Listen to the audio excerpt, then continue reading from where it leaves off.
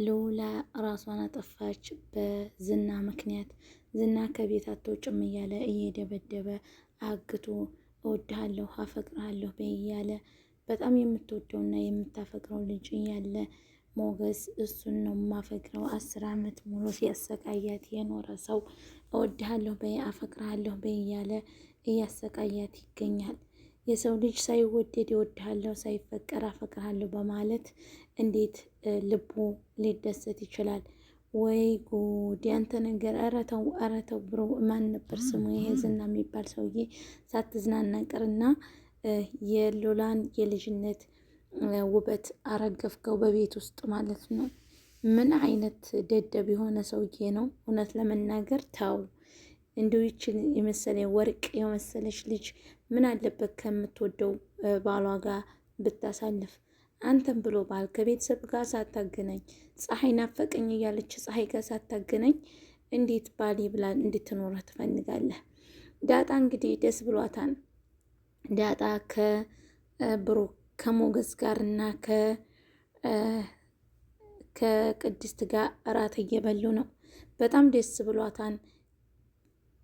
ሞገስ ከእናትሽ ጋር አገናኝሻለሁ፣ ቅዱስን ብሩክ አባት ሆንሻለሁ እንዳለሽ እኔ ደግሞ እናትና አባትሽ ጋር ላገናኝሽ ቃል እገባልሻለሁ ይላታል። ደስ ብሏ በፈገግታ ተመልክቷት በጣም ደስ ብሏታል። አመሰግናለሁ እያለ ፈገግ ትላለች። እዚህ ጋር እንግዲህ ዝና የሚባለው የሚያስፈራራና መጥፎ ቁጡ ፊት ያለው ሰውዬ የሚባለው ይህ ነው።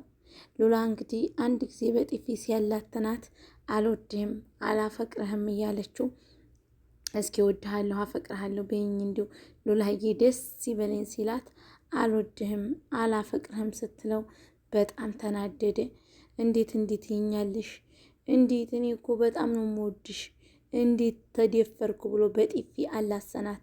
በጥፊ አላስነዋት። አልወድህም በጣም ነው ምጠላ ከምንም በላይ ነው ምጠላ ስትለው ዘወር ብሎ እንደሚያለቅሰው እሷ ራሷን ፎቅ ላይ ትወረውራለች። ወይ ሉላ ምን አይነት አዛብ ውስጥ ነው የገባችው? ሞገስ ወይ ተዋግቶ ለራሱ አይሆን ወይ ገፋ አድርጎ ሎላን ይዟት አልጠፋ። እንዲሁ ፈሪ ወንድ እኮ አይጣልባችሁም ምለው ለዚህ ነው ያስደፍራችኋል። የምሬን ነው ምላችሁ። ጀግና ወንድ ሲሆን ግን ራሱን መስዋዕት ያደርጋል። ፈሪ ወንድ ግን ተቀምጦ ሚስቱን እንኳ ሲሄድ ምንም አይልም። እኔው ፈሪ ወንድ አልወድም። የምሬን ነው ምላችሁ። ውድና የተከበራችሁ ተመልካቾቻችን ሁላችሁም ለዚህ ቻናል አዲስ የሆናችሁ ሰብስክራይብ፣ ላይክ፣ ሼር በማድረግ ቤተሰብ እየሆናችሁ እንድትቀላቀሉ በአክብሮት እንጠይቃለን። አሰላሙ አለይኩም ወረህመቱላሂ ወበረካቱሁ። የዳና ዩቱብ ተከታታዮች የምሳሌ ድራማ ተከታታዮች እንደምን አላችሁልኝ? ሁላችሁም ለዚህ ቻናል አዲስ የሆናችሁ ሰብስክራይብ፣ ላይክ፣ ሼር በማድረግ ቤተሰብ እየሆናችሁ እንድትቀላቀሉ በአክብሮት እንጠይቃለን። እንግዲህ ዛሬ ይዤላችሁ የመጣሁት ምንድን ነው? ሉላ የምትባለው ቆንጅየዋና አበባ ወጣት ራሷን በፎቅ ልትፈጠፍጥ ሙከራ እያደረገች ነው። ከዚህ በኋላ እዚህም ሁኔ ሞት ነው። ከዚህ በኋላ ምንም የሚቀረኝ ነገር የለም። ተስፋ ነበረኝ፣ ግን ከዚህ በኋላ ምንም ተስፋ የለኝም። ራሴን መግደል አለብኝ ብላ በዝና ጩኸትና በዝና ጉራ ውስጥ መኖር አልችልም።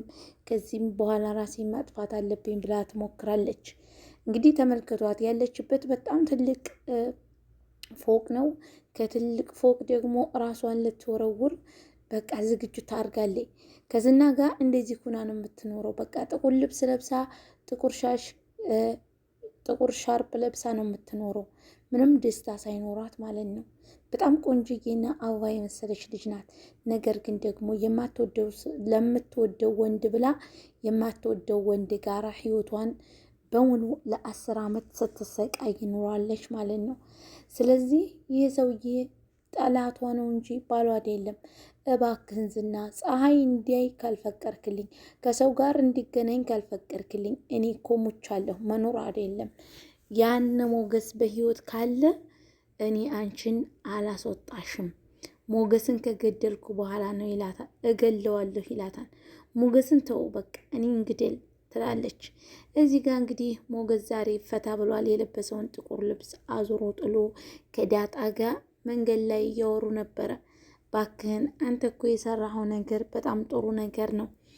በቃ በረረኩ ብሩኬም ሊያሳክማት እኮ ነው ትለዋለች።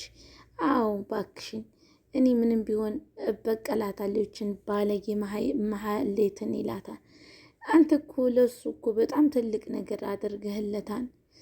ደግሞ አይዞህ ሉላንም እናመጣታለን ትለዋለች። ማህሌት ልታስገድለው እየተከታተሉት እንደሆነ ከጀርባው እሷ አቅም ነገር ግን ደግሞ ማህሌት ልታስገድለው መሆኑን ማወቅ አለበት። እሱም እየተከታተሉት እንደሆነ ያውቃል። ነገር ግን በቅርብ እንዲህ እየተከታተሉት ከሆነ እሱም ራሱን ማዳን እንዳለበት መታወቅ አለበት ማለት ነው። ውድ ተመልካቾቻችን ለዚህ ድራማ የምሳሌ ድራማ የሆናችሁ እንግዲህ ምሳሌ ልትታከም በመብረሯ እጅጉን ሁላችንም ደስ ብሎናል። ብሩክ ደግሞ እንደተመለሰ ሎላ ሳትሞት በህይወት ካገኛት ከዝና መንጭቆ እንደሚያመጣት አንጠራጠርም። ዝና ሞገስን ብቻ ነው ማጥቃት የሚችለው፣ ነገር ግን ብሩክን አይችለውም። ብሩክን በጣም ይፈራዋል፣ አደገኛ መሆኑንም ያውቃል።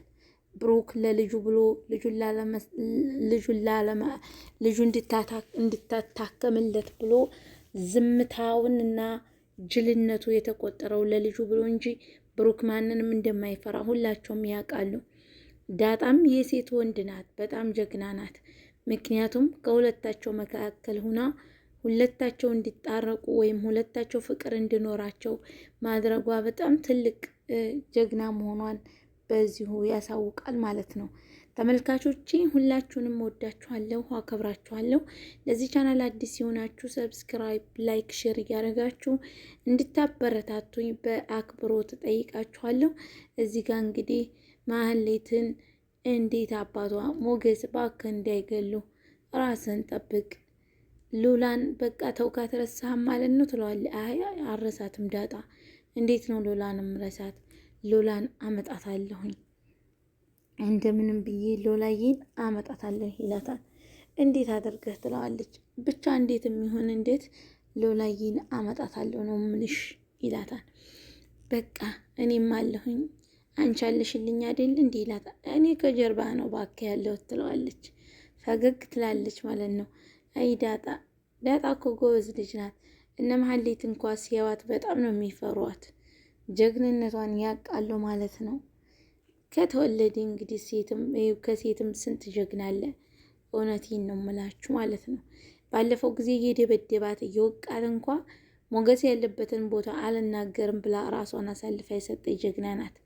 ሞገስም ደግሞ በጣም እንደሚወዳት ለምንም ቢሆን ከጎኗ እንደሆነ እናቷን ፈልጎ ቤተሰቦቿን እንደሚያገናኛትም ቃል ገብቶላታል። ውድና የተከበራችሁ ውድ ኢትዮጵያውያን በየትም ቦታ ሆናችሁ የምትከታተሉን ተመልካቾቻችን ሁላችሁም ለዚህ ቻናል አዲስ የሆናችሁ ሰብስክራይብ፣ ላይክ፣ ሼር በማድረግ ቤተሰብ እየሆናችሁ እንድትቀላቀሉ በመልካም አክብሮት እንጠይቃችኋለን። ሰላም፣ ፍቅር፣ አንድነት፣ መተሳሰብ፣ መተዛዘን ለእናት ሀገራችን ይሁንልን። በአስመሳይ ሰው ሀገሪቱ ተሞልታ በጣም ምቀኛና አረመኒ ሰው በዝቶባታል። ስለዚህ አላህ እንደ ሰው ክፋት ሳይሆን እንደሱ እዝነት እንደሱ አዛኝነት ሀገራችን ሰላም ያደርግልን ነው ምለው። አሁንም ከጎኔ ሆናችሁ ሰብስክራይብ፣ ላይክ፣ ሼር እያደረጋችሁ እንድታበረታቱኝ በአክብሮት እጠይቃችኋለሁ። ውድ ተመልካቾቼ ሰላም ፍቅር ለእናንተ ይሁን። በያላችሁበት ቦታ አላህ ይጠብቅልኝ ነው ምለው።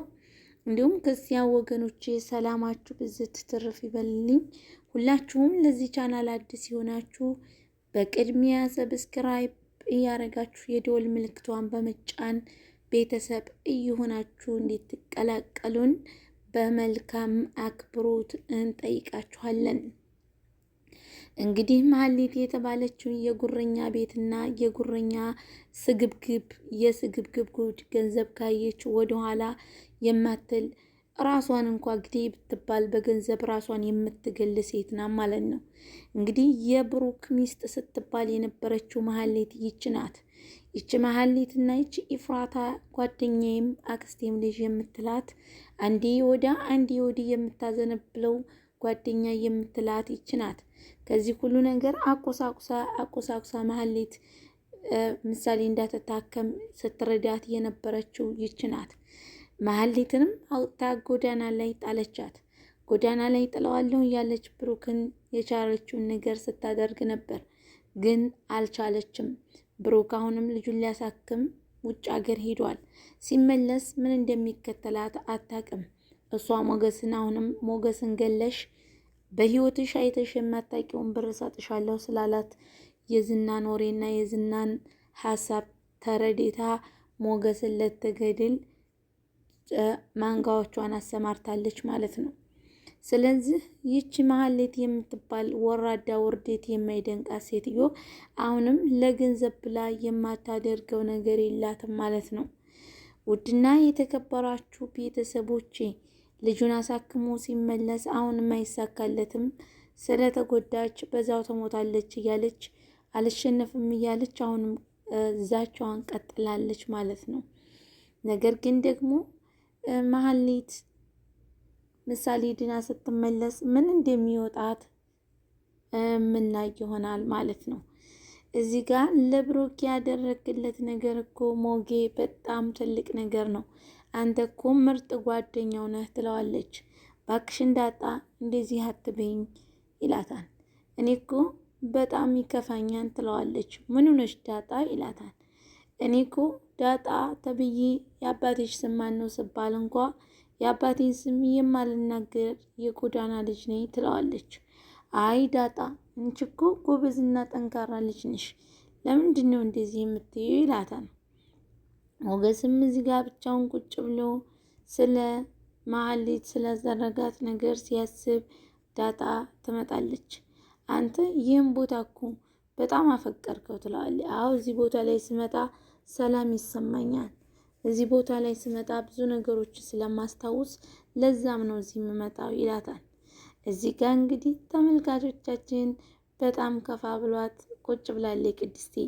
ምንድነው የከፋት ወደሚለው ስንመለስ ከቤት ብሩክና ምሳሌ ስለሌሉ ነው። ብሩክን በጣም የምታፈቅረው የምትወደው ሰራተኛው ናት። ከዛ ሲመለስ እንግዲህ ሁሉም ተመልካቾች ኮሜንት ላይ እንደሚጽፈው ከሆነ ኮሜንታቸው በዘመቻው እንደተካሄደው ከሆነ የቅድስት ባል እንዲሆን ብሩክ ሁሉም ኮሜንታተሮች አዟል ማለት ነው። እስቲ አሁንም ሀሳብ አስተያየታችሁን ኮሜንት ላይ የጻፋችሁ እንድታስቀምጡልኝ ጠይቃችኋለሁ ማለት ነው። ቅድስትና ብሩክ ከልጁን ሕክምና መልስ ይጋባሉ አይጋቡም የሚለውን አብረን የምናየው ይሆናል። በቀጣይ ቪዲዮ እስከምንገናኝ ደህና ሰንብቱልኝ። ውድ ተመልካቾቻችን እወዳችኋለሁ፣ አከብራችኋለሁ። ሰላሙ አሌይኩም ወረህመቱላሂ ወበረካቱ።